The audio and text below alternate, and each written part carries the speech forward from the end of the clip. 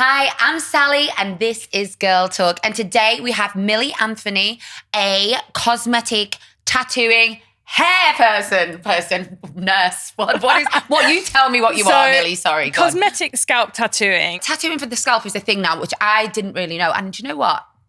Men do get bald, don't they? Yeah, so it's a hair transplant's a massive, massive business now. This is a middle ground. It's not hair transplant, taking out follicles, replacing them in. It's an illusion. Like women, we have tattooed brows, lip blush. I have had them gap. Yeah, exactly. I just think it's so nice and refreshing. So I'm going to drink this coffee while I talk. It's so nice and refreshing that men are finally joining us on the bandwagon of cosmetic surgery and all ages. And to be honest, if you are a man, and I think the two worst things if you're a man is if you've got a bald head on a small dick. I feel so... I can only help with one. Can you help with the other one? No, thank you. I'm sure there is something out there. Dick filler. Yes. Do you want to try the dick filler as well? Then you could be like the epiphany for men. Yes. For men.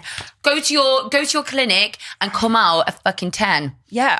I mean, I'll fix the hairline and the small package. If there's money in it, I'm there, to be honest. But I've lost my hair myself before, so I understand it. It's a part of me. I feel like with men, it's like what we do is we like think, oh, women like, oh, she needs this done, she needs that done, and we kind of forget that men are like self. Very much. That's why I can be here and talk about it. A year ago, no way. Yeah. But every day, I've got a client in the chair, and they're men who they look like hard bastards, and they get in the chair and they're like, I thought my life was over because I'm 25 and going bald. So what? You're 25 and going bald. Well, do you know what? I do think men look better with hair. I am a bit of a sucker for a bit of a pull. I like to pull. You want the actual hair. You want the hair transplant. Yeah. I need the hair transplant. Yeah. Does that hair transplant work though? Like I can always tell a man with a hair transplant because they always have it like combed over. Yeah. What do you feel about that? The success rate, it's not my specialty, but a lot of them are failing. And then I have people, even if they work, big scarring. So they're going from wearing a beanie hat because they were bald to wearing a beanie hat because they've got hair transplant scarring. So again, it's like when women, we found the middle ground. Breast implants, like, is your surgery always going to be 100% magic wand? No. Well, my friend has got her bum done and the scars are terrible, like really, really bad. And my scars are pretty bad because if you look, I mean, if you go on OnlyFans and have a look, you bet. there is, not that I do it anymore, but the old videos are still there if you want to buy them because I can still make money off you. Yeah. The scarring on the top of my bum, I tend to like, if I'm having sex, I will keep my knickers on and like pull it to the side. If you know what I mean. So because it's still an insecurity. Because it's an insecurity. Because the scarring on the top of my bum, like for me, and I've known people ever say anything about it, but for me, it's like... They ain't looking at the scar.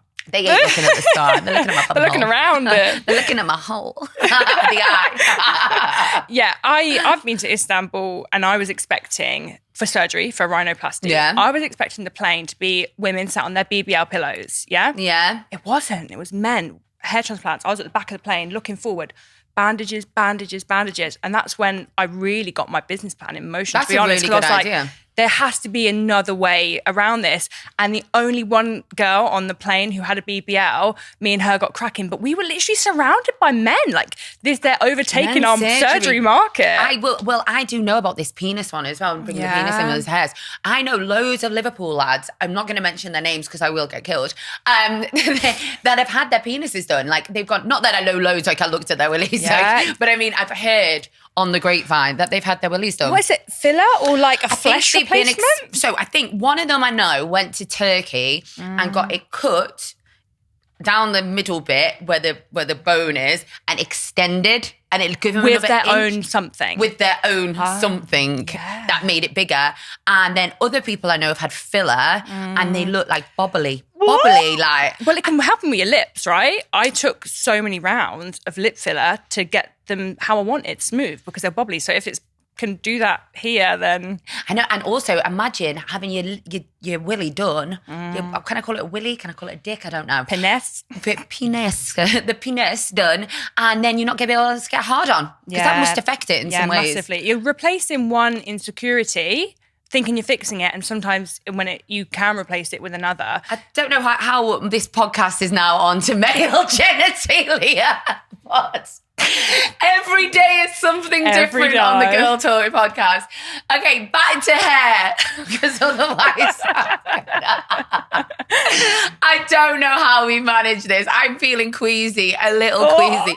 But back to hair, yeah, so you're involved in helping men change their lives. Yeah. And because I know a lot of people, and me and my friends call them cap fishers. I love this expression. Okay, so a cap fish is when, you know, all these men like all slag off girls for using filters. Yeah. And say we're called Yeah. cat fishes. That's CAT, meow, catfish. We call these men cap, CAP, cap fishes, because they look gorgeous in a cap. Yeah. And as soon as you take them off, they're bald. Yeah. You catfish. Yeah. That's what I Yeah. mean. So I will not probably wouldn't probably date someone off the internet if I didn't see them. If they're all their photos with them with If they've their always got a cap, they're classic bald. icon cap. Yeah, 100%. I had a client in the chair and he was like, my fiance has told me to come here because I can't wear a cap on my wedding day. Oh my Every God. day, a beanie, a cap. And he was like, can I wear a bowler's hat with a suit? And she was like, you look like a bouncer. Yeah. So yeah, like he was literally getting it for one day and he then had planned like, oh yeah, well, I'll still carry on wearing caps, but obviously they love it. So then, you know, getting used to looking like your head is freshly shaved because it just recreates the look of follicles. If you are a sexy bald man, Sexy and bald you, man. and you fancy, They are out there. and no, there is loads of sexy bald men. I mean, think of famous people. Bruce Willis, Didn't Channing Tatum shave his head? Vin Diesel? Vin Diesel's not fit. Vin Diesel. I'm going back to Fast and Furious talking days. about fit. I'd rather do Angelina bloody Jolie. No, every day. What? She's amazing. Channing Tatum shaved his head so, and like, The fit Rock. is- Channing Tatum. Oh, There we he go. is. Who else You has see, got he bald? could have a little bit of density work filtered through the back. You know, he's got like little bits of gaps in his Yes, hair I hate follicles. That's that why he shaved gap. it. Yeah. Whereas this picture on the other side, He with needs the to go straight, shorter. He needs to go shorter. I think Yeah. that's too wispy. That, yeah. That's what the look I can recreate. You can recreate that. So yeah, so that's good. Sexy hair look. We found one man. But one man. Let me think of another one. I'm sure there's other ones. I love The Rock, but I like older men. So, I mean, The The Rock Rock for isn't me that is... old, babe. Is he not? I thought he was like, how old is he? I don't know. I thought he's like Got a fact check over 50. there? Hey. Okay, kind of. Oh well, what other bald men? Maybe they're all getting hair And then can we do transplants. like a little haystack roll there? Yeah, tumbleweed. Fittest. Ooh.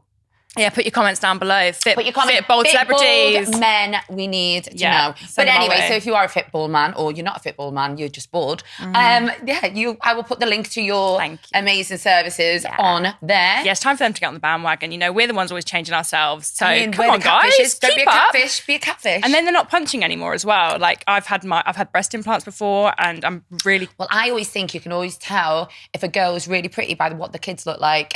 the natural version.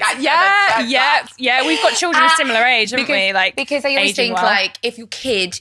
If you like dead stunning, you've had so much surgery, and then your kids really resemble of what your genes are. Oh my days! My little lad is gorgeous. I'm sorry, all children are beautiful. I'm really sorry. Everyone's gonna hate me, but I think that's a fair comment. It is, yeah. So yeah, Maybe one half of the relationship was really buttered. No, yeah, the man, no. So yeah, so what I was speaking to you when I was on the phone to you before we did this podcast as well. Obviously, we were talking about male baldness, which I love. I love a baldy man. We were saying about weirdly, we've both got married at young ages. So what age did you get married at? I was in a relationship. Classic first boyfriend, age of 17. Oh, this is nice. This is what society wants us to do. Oh, let's get a house together. Cool, I'm 18 with a mortgage now, and I was pregnant at 20, which was the best thing ever. Married by 23. Yeah, I did the same thing. I got married at 22, I think it was. And I cried the night before my wedding. I got married in Birkenhead Town Hall with a £50 monsoon dress. Oh. I swear to God.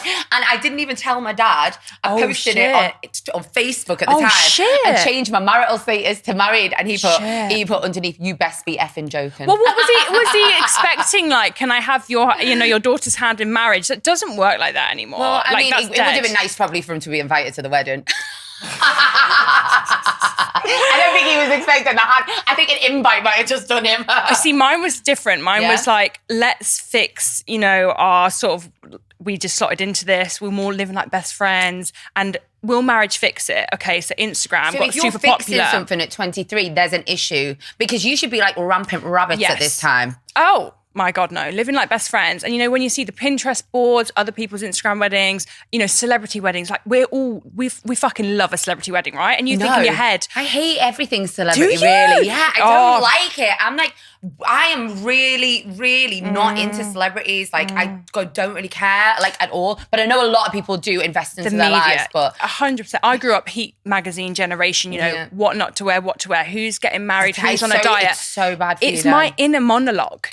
I look at myself in the mirror as if I'm being judged by the Heat magazine I was reading when I was still 15, But, That's how I look at myself. When you go back to marriage, I think, like, a healthy relationship is to have sex. Sex is like the major thing, because this is a reason me and my husband split up. We were having sex like once every 6 months or something. Yeah. It was like ridiculous. Like, and for me, like, that is like so important. And I think all relationships based on sexual chemistry, because other than that, you're friends. That's as simple as it gets, because there was no sexual chemistry, because it was, just young relationship. And anyone I know that's been in a long-term marriage since they were very young, apart from one person, they had just, like, say, oh, we've been 6 months not had sex. 2 years not had sex. Imagine. No wonder haven't had sex since our child, I just think, like, if someone doesn't have sex and there is no sex in a relationship, it's over. Yeah. It's pretty much over. So and also, like, you can't help but naturally feel like the ick for them, because all you're seeing, you might be the sort of relationship that can sit on the toilet in front of each other, which to me is the death of a relationship. But then you're not doing that's the most intimate you get. But it's the truth, isn't it? No one should sit on the toilet in front of each other in a relationship. I think it's weird. But if that is the level of their intimacy, then, like you say, in your head, the relationship is done. Well, I think relationships you should be sexy in, and I don't think going to the toilet in front of your partner is very sexy. No. I believe in, like, this is what I was thinking the other day. If you meet someone, if I met someone now at 19 years old, I would have grown out with them personality-wise, because anyone I fancied at 19 years old, I'm not going to fancy now at 35. Yeah. Do you know what I mean? Yeah. Oh, and by the way, guys, just to let you know, I'm a year younger than what I thought I was. I found out the other day. I lost a year. I'm actually 35, not 37. What? I'm 36, not 37. No, I'm 36, yes, yeah. I love it. I know, I forgot. And then I waited aging backwards. And it's perfect. I'm back. Oh my God. Reclaim those years. I'm celebrating it again. But yeah, no, I just think people grow out of each other is in who they are. My mum said to me, you're a different person when you turn 24. And I found that at 24, which is pretty much the age that I, like, divorce started, like a year. Yeah, 25. 2 years of marriage maybe, but I can't even remember, because that time was just so, again, mundane, blurred into one. Those years, early 20s, I feel they were just like focusing on raising a child. Now that I'm going into my 30s, well, I'm 30, and I just feel like doing that all young at least, I now can live now. And that's the benefit to it, is that you just know then, like you say, you've eliminated what you do not want in a relationship. And now in my current relationship, like I say, it's based around passion, attraction, like courtesy. Like, I like, boundaries as well. You've got to set boundaries. Totally. And I knew that getting into a new relationship, I still wanted to, in my day-to-day life, act like I was single, as in, I'm going to eat when I want, what I want. I can't sit down and have a 3-course meal with you. I'm going to go to the gym when I want. When I want to do what you want. Totally. But if I'd gone into a relationship, it's like you mold that person, like, oh yeah, well, you love going for fish and chips on a Friday night. I want to do that. They're small things, but they really, really add up to, like, change you. And then 5 years time, you look back and you're like, unhappy. I fucking resent you, because I'm not who I used to be. I don't go to the gym anymore. I don't cook this anymore because you don't like plain fucking omelette. I don't know. I know what you mean. I just think you have to stand your ground. You have to set your boundaries in a relationship. Yeah. I mean, I've been single for so long now. It's like ridiculous. I don't even know if I could ever live with anyone. Yes. That's like a big thing for me. Like, I just get along with my kids living with me. I swear down. I love my kids, but they are still like too messy. I hate messy people. And I mean, I didn't mail into that situation. I would be like, and when you can leave the house and there's nobody else there and everything, you come back, like you say, it's where you left it. When you come home, you're in your zen zone. But if there's a guy that's been around the house while you've been out, and they come back and then there's dishes in the sink, it's Do you know great what I hate? Men who smoke weed. Like, honest to God, this is my biggest thing. Men who smoke weed. What the fuck? They're smoking weed, and then at night you go to sleep, they've eaten all the food, the munchies, and there's clutter everywhere. Oh my God. I thought you were going to say the smell. No. The food. The fucking food. The whole weekly shop's gone. The dishes are all up. They go in, they go, where's my popcorn? Everywhere. I'm like, fucking fuming. There's nothing for breakfast. I'm like... A whole box of Cookie Crunch gone. I swear on my life. That is why I would never go out with a man who smokes weed. Yeah. It really fucking irritates me. Do you think that people need to anymore? Like there's the rise of CBD oils and utilising CBD, whether it be for medicinal or relaxing purposes. Like I've recently discovered CBD gummies and for a good night's sleep, they're amazing. Literally like eating a Haribo, keep them locked in a high place. I don't like anything to do with weed. Like, honest to God, like I'm the weirdest person. No, good for you. Own it. You don't like it. When I was in school, I was like, everyone smoked weed. I took coke. Like, it was weird. Like, I was like, I think I went on to like the class A's from the class C's. Yeah. But I would literally... Obviously, I don't do this now, but I mean, when I was younger, obviously it's known. Like, and I was a party girl. I moved to Ibiza. I took a lot of drugs. Everything was advanced, wasn't it? Well, I was like, I remember going to Ibiza at 16 and being, I reckon I was a size 10 to a 12, and then coming back 4 months later, and I was like a size 6 because I've been on that many benders. I was like, partying all the time, and you just do it because I was young and I had fun and I loved the rave scene, which is amazing. Yeah. And them days were fabulous. Yeah. But weed irritates me. People are messy, lazy, and I know it's unproductive, isn't it? It's like so unproductive. Yeah, it's just not for me. And the fucking mess from the kitchen, like honestly, God, if you're a weed smoker, you have to go to bed when I go to bed and then not get up through the night. Yeah, I'm not having it. Lock the cupboards. Yeah, lock the cereals. I will fucking lock that shit up. I know, but yeah, back to. Sorry, I had to have that. You had to, because living alone is when you've discovered yourself. It's sacred. You find out what you want to do with your time. Icks in a man. Come on, right, let's do the ick subject because I love this ick thing. Like, okay, so let's do, what's that game, right, where you say, okay, what is it? What's that game where you say, all right, we'll just say your icks first. I'll think about it in a minute. I mean, there's a lot. Oh, what's I don't know. What's your biggest ick on a man? Smell.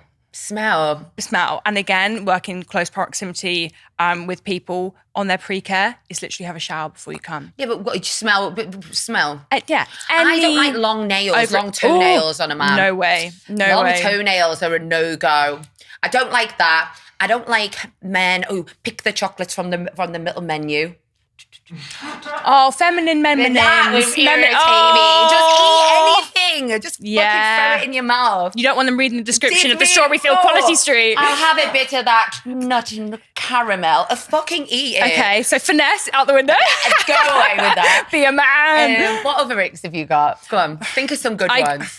Okay, so young guys, I find. How young? Yeah. Well, say like if you're in your early 20s now I'm in my 30s, I look at lads and they're walking the street and I go like, and I must look like them trying to hit on them. But really I'm thinking like, oh, is my lad going to look like that in 10 years time? You know, having a 9-year-old. I never think that. And young lads to me. How young though? Because I still sleep with people who are in their 20s. Maybe just like trying to fill a beard. Trying to fill a beard. Beards. Yeah, but their beards are in their 20s, babe. Yeah, it's true. For me, younger guys, no, turn off. Okay, I like that's beards. A turn off. I don't like a willy with a crookedness. Oh. As long as it goes upwards. No, I like that's fucking brilliant. Downwards, it'd be a fucking I've actually never had one of those. It's got to go up, and then I'm saying a crooked up is a yes for me. I don't like that. And what else don't I like? Circumcised? Not circumcised. I don't mind either way. Really? I actually don't even like circumcised as much because you can't have much fun with it. Oh. Do you like it? Yeah. No, I'm not. I'm hit or miss on that. I don't really mind. I hate pierced nipples on men. I don't think oh my God. I don't think I've seen them. I went on this holiday, right? Sorry if you're watching Or a belly button. Guys used to get their belly buttons pierced, didn't they? That's horrible. So I met this guy, and it was in Leeds. I don't know if he's going to watch it, so I'm really, really sorry. And he went on a date with him. And then I was like, I really want to go to Mykonos. So he was like, okay, I'll take you to Mykonos. I was like, okay. Took me to Mykonos. Obviously, I'd never had sex with him. So we go into this really posh hotel. We get in there and I'm like, yeah, we go to the pool, yeah? He takes his top off and he's got both nipples pierced. Was it a ring or a stud? Studs, but I was like... Did he want you to like clip things on? No, babe, honestly, I had to leave him. I packed my stuff. The whole holiday? While he was asleep and left. It's the nipples for me. Sorry. I've left. Have you ever done that? Like, so on a date, ever like left a date, or what's your bad experiences of a date? My bad experiences of a date are no dates because, again, I was in. You've never had a date? Not really. I've never been wined, dined, dated. And then with the relationship that I'm in now, we both got into when we were both going through our divorces, like very freshly divorced. And we kind of thought, shit, if we make this too like out there, people are going to think that's why you guys are divorcing. So we had a lot of sex in a car. So I have not been. Millie and her new husband, boyfriend, did not overcross in their marriages. Did not. But it was very close, but not. Never. No. Just it starved me of my dating experience. We'd just have sex in the back of his car all the time. And that's about as close as getting to wine and dine I got. But he makes it for it now, you were saying earlier. Make sure they're treating you. My friend just said, someone's going to take me to Dubai at the weekend. I went, well, go business. She went, no, I can't ask that. That's cheeky. I went, well, I wouldn't even go unless it was business. Good for you. I was like, I want those opportunities. If you can afford to buy your own flight, I can afford to buy my own flight to Dubai. So if you're not going to go and do that extra mile for me, then I'm not going to come. Yeah, because you're setting the precedent for the relationship, right? Yes, because I am a very, very expensive girl. And people might call this gold digger, but I don't call it a gold digger because I just go with men with gold. Yeah, and no matter what you're I'm not digging for it. I only go with the men with the gold. No matter what your boundaries are, as long as you're setting them and sticking to them, that is the most you can do. And then they're either going to know pretty quick whether you're for them because they'll think, well, your boundaries are a bit too high, or they're going to think, fuck yes, I love your honesty. Well, I feel like no one would even ask me on a date because everyone kind of knows what standard I already need. And what does that get you? It gets me a lot. There you go. It gets me a good time. Working. But I just think like I've been through the shitty relationships, and now unless you're going to give me something I can't give myself, then fuck off. Because you've got to be so happy with yourself. Have you heard of like masturbation manifestation? Wait, I like that Changed one. my Say life. it again. What have we heard of? Masturbation manifestation, or manifestation masturbation. Masturbation manifestation, or other way around. Other way around. Yeah. So when you have a wank. Stop, wait there a sec. Jacob, what happens on our podcast? I know, I've just pressed the clip. This is gonna change your life. Go on then. Okay, this is the kind of shit I wanted to hear, Millie. Come on, let's go. This is gonna change your life. Okay. So when you're having a wank, acoustic, toy of your choice, whatever is gonna get you in the zone, take all sex with other people away from it. So you're not wanking over your fantasies, your colleagues, no porn, nothing. Okay. You are masturbating over your dreams, what you vision for yourself, your higher self. Whoa, this is You're going to get this. Up. Right, you're really spiritual, Sal. Yes, you're going to get this, and you're going to go home and you're going to try it. Okay, I'm going to try it tonight. And then this time next year, you're going to be I'll try it in Jacob's toilets. Quick, break. He's going to try it, come back, tell us a review. And so you are connecting with yourself. Okay, go on. So for business goals, for me, what do I look like when I'm at work?